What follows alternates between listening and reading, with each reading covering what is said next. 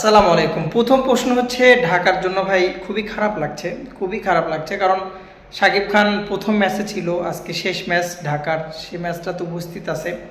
আমার কাছে তাকে দেখে, তার টিমের অবস্থা দেখে হয়তো বা আগে থেকে একটু চেষ্টা করলে হয়তো বা টিমটা অন্যরকম হতে পারতো, বা গদা সুজন বাদে যদি অন্য কাউকে কোচ দিত বা দায়িত্ব দিত হয়তো বা অন্য কিছু হতে পারতো। প্রশ্ন কিন্তু আজকে অনেকগুলো, সেটা হচ্ছে এনামুল হক বিজয়কে নিয়ে প্রশ্ন।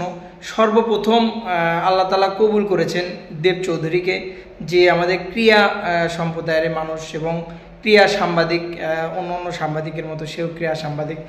তো দেব চৌধুরী আসলে তার মুসলমান হওয়ার পরে নামটা কি রাখছে জানি না এখনও।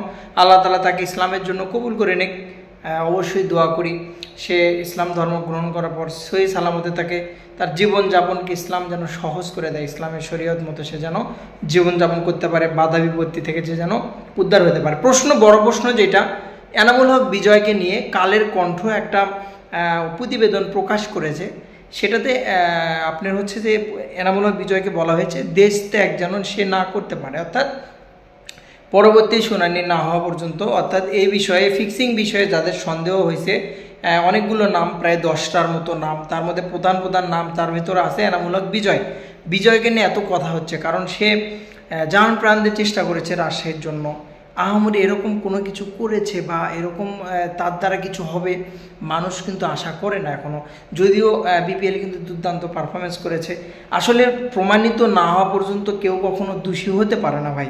আপনি যখন একটা মানুষ যখন প্রমাণিত হবে, প্রমাণ হয়ে যাবে যে না সে সত্যি ফিক্সিং করেছে, মোহাম্মদ আশরাফুল যেমন ছিল সেরকম, তো সত্যি যদি প্রমাণিত হয় সেক্ষেত্রে হিসেবটা আলাদা। বাট প্রমাণ হওয়ার আগে আপনি যদি বিভিন্ন মিডিয়া দেখলাম, সোশ্যাল মিডিয়া থেকে শুরু করে সাংবাদিক ভাইয়েরা যারা আছে, তারা প্রত্যেকজন যে কাজটা করছে, যে লটিয়ে বেড়াচ্ছে যে জিনিসটা হচ্ছে যে একটা মানুষ যদি সত্যি যদি ফিক্সার সে যদি না হয়, তার একটা ইমেজ কিন্তু নষ্ট, একটা মান সম্মানের একটা কিন্তু একটা বলা যায় যে ঘাটতি, বা আপনি যদি বলেন একটা মানহানি যে বিষয়টা একটা মানুষের, যে কাজ সে করেনি সেটা নিয়ে তাকে নিয়ে আলোচনা হচ্ছে, জিনিসটা কিন্তু বিশ্ব মিডিয়াও ফলো করবে। যেমনটা কালকে আমি যে জিনিসটা দেখলাম, মোহাম্মদ মিঠন কিন্তু বলেছে যে নিউজটা যখন আমি বাসের ভেতর বসে ইউটিউব চ্যানেলে আমি দেখলাম, অন্য সোশ্যাল মিডিয়া ইউজ করি না আমি, তো তখন আমার কাছে নিজের কাছে কনফিডেন্সলি মনে হলো যে না, যে কাজটা আমি করিনি, যে কাজটা সে করেনি, ওরকমভাবে করেনি, তো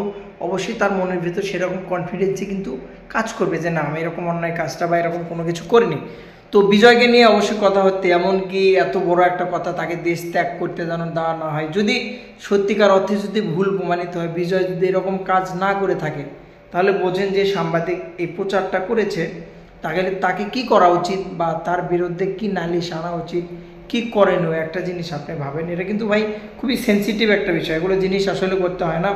এবং যতক্ষণ পর্যন্ত প্রমাণ না হয়, আপনি সন্দেহ করতে পারেন, কিন্তু সন্দেহ জিনিসটার একটা মাত্রা থাকতে হবে, একটা আকার থাকতে হবে, যে না আমার সন্দেহটার মাত্রা আছে, একটা আকার আছে। আমি নির্দিষ্টভাবে সরাসরি কিছু সাংবাদিক আমি দেখছি যে সরাসরি একদম ইন্ডিকেট করে বলছে অমুক অমুক ফিক্সারের সাথে জড়িত, তো এরকমভাবে বলতে পারেন না আপনি। কারণ কি, যখন একটা মানুষ প্রমাণিত হবে তখনকার হিসেবটা কিন্তু আলাদা, প্রমাণ না হওয়া পর্যন্ত আপনি এটা এভাবেই কখনোই বলতে পারেন না। দ্বিতীয়ত আজকে কিন্তু খুলনা জিততে হবে, খুলনা জিতলে কিন্তু রাজশাহীর কপ শেষ, রাজশাহীর কপাল খারাপ, রাজশাহী প্লে অফে যেতে পারবে না। তো আজকের মধ্যে এই পর্যন্ত, তবে সন্দেহ না হওয়া পর্যন্ত কারো বিরুদ্ধে যদি আপনি যদি সন্দেহ ফুলফিলভাবে না হয়, প্রমাণিত না হয়, একজনকে নিয়ে এভাবে ঠিকঠাকভাবে রিপোর্ট বানানোটা ঠিক না। বেস্ট অফ লাক, ভালো থাকুন। শাকিব খানের জন্য বেস্ট অফ লাক, নেক্সট বিপিএলে যেন শাকিব খান ভালো কিছু করে, ভালোভাবে টিম সাথে যেন কামব্যাক করে। ভালো থাকবেন, আসসালামু আলাইকুম।